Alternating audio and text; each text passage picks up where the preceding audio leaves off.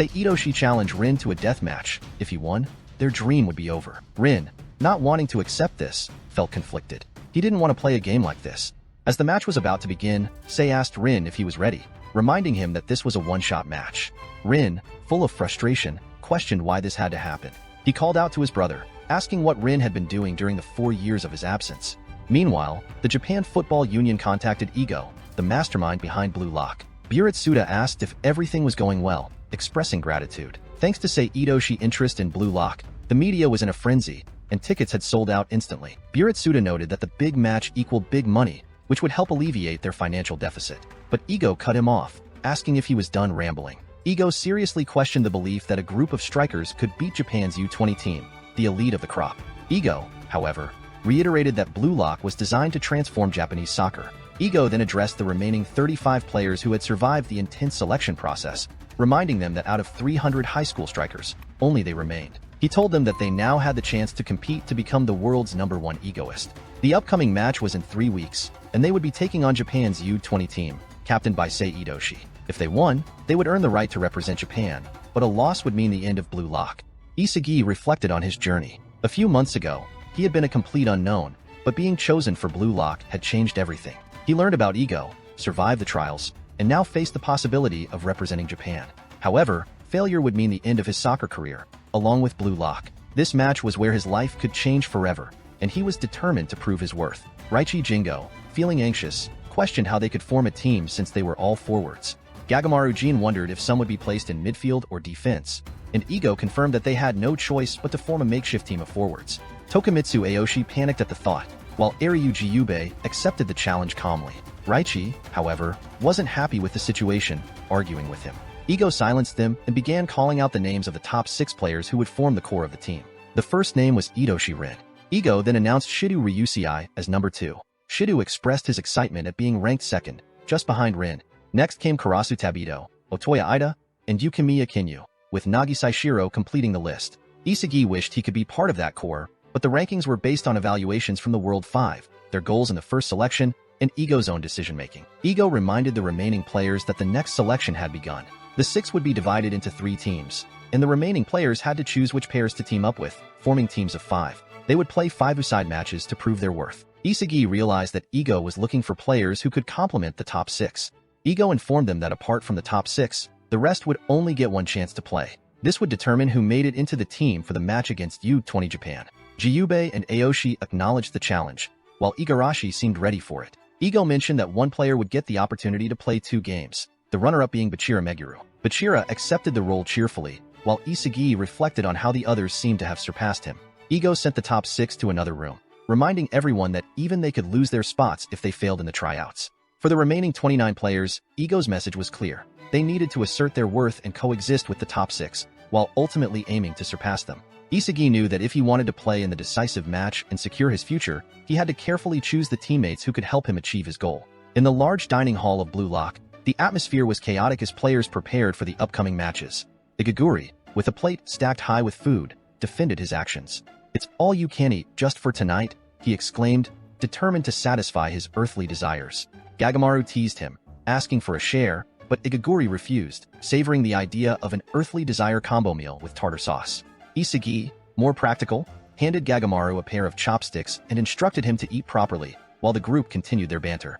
The conversation shifted to their former teammates from Team Z. Isagi felt a twinge of sadness as he reflected on the absence of Narahaya, Kyuan, Imamura, Iman, and especially Kanagami. The idea that Kanagami, someone so skilled, had been eliminated by Shido was hard to accept. But this was Blue Lock, an unforgiving competition.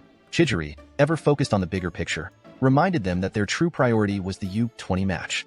Everything else was secondary. There was no time to dwell on those who had fallen behind. Talk then turned to strategy. The players discussed which teams they would be joining for the next phase.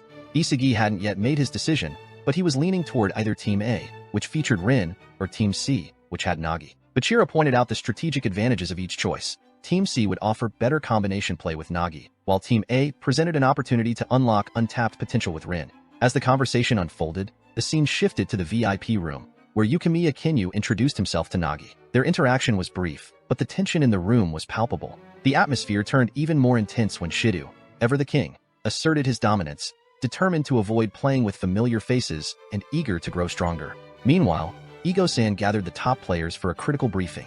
He emphasized the importance of developing new attack patterns and maximizing the potential of their strike partnerships. Each pair had to see the other as a tool to ascend to the top.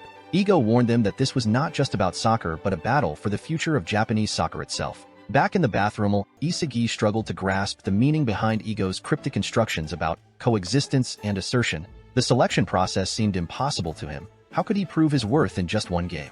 His doubts were quickly interrupted by Beirut, who mocked Isagi's hesitation. Beirut, confident as ever, declared that playing alongside a familiar face would hinder his growth, and he would be king no matter where he ended up. His words stung Isagi, but they also reignited his competitive spirit. Later, Nico approached Isagi in the bathroom, casually borrowing his face wash and discussing team strategy. Like Isagi, Nico was weighing his options carefully. He sought a team that would allow him to stick to his own play style, no longer content with being a mere foil for others. As the conversation ended, Nico asked Isagi to leave so he could wash his forehead in peace.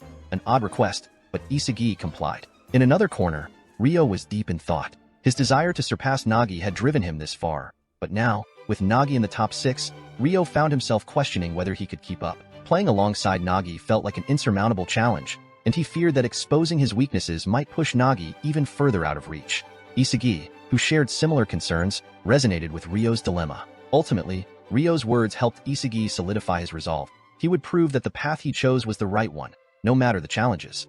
With the final assignment about to begin, the players gathered in the assembly area. Ego-san announced that this would be their last chance to determine who would make the Blue Lock 11 and face the U-20 Japan team. The tension was high as the teams were revealed, and Isagi made his choice, deciding to stand alongside Rin, the person he believed would push him to new heights. In the Blue Lock facility, Itoshi Rin directs his focus to the approaching tryouts, starting with his internal thoughts as he observes the various team selections. Rin notices that Bachira has chosen Team A, while Beirut, Raichi, Nico, and Chidori are grouped together as well. On the opposing side, Nagi's team features Zantetsu and Gagamaru, while Ryo is on Team C, which makes Rin realize Ryo has chosen to stay close to Nagi. As Rin contemplates, he reflects on the key to succeeding in the tryouts, which he identifies as assertion and coexistence with the top 6 players. He needs to find a way to stand out among the best while integrating himself into the dynamic. Meanwhile, Hoichi, the Japan Football Union's special advisor, converses with the U-20 Japan manager. Their goal is clear: crush any upstarts from Blue Lock, as they believe that only U-20 Japan can represent the country on the world stage. Hoichi's nickname, Hoichi the Earless, a jab at his unwillingness to listen to anyone but the JFU, has made him a target of online ridicule, but he dismisses the mockery. The conversation ends with a clear objective: prevent Blue Lock players from overtaking the national soccer scene. Back at Blue Lock, the scene shifts to the top 6 players preparing for the tryouts. Ego Jinpachi orders them to start their preparations, prompting the players to organize themselves into 2 triple rooms. Yukimiya comments on the room arrangements, and Karasu suggests splitting into 2 groups. Itoshi Rin immediately claims one room for himself, leaving the others to decide how to divide the remaining space. Nagi protests Rin's decision, and Shidu, ever the wild card, proposes an idea to add excitement. Loser of a rock-paper-scissors game would have to sleep outside. Otoya likes the sound of that, calling it survival ego rock, paper, scissors. As the group gets caught up in the excitement of this unconventional method, Rin remains indifferent. Eventually, the group decides to point out who they would rather not room with, leading to the arrangement of the teams. Rin successfully claims his room to himself, but Yukimiya steps in, changing the plan. He insists on rooming with Rin, and Nagi joins them, stating it would be a hassle to argue further. With the room situation settled, Yukimiya, Nagi, and Rin end up sharing a room. Nagi sarcastically refers to Yukimiya as Mr. Four Eyes, while Yukimiya responds by calling Nagi a monster. The banter continues as Yukimiya addresses Rin as Spikehead, though Rin refuses to engage in the lighthearted teasing, maintaining his focus on the trials ahead.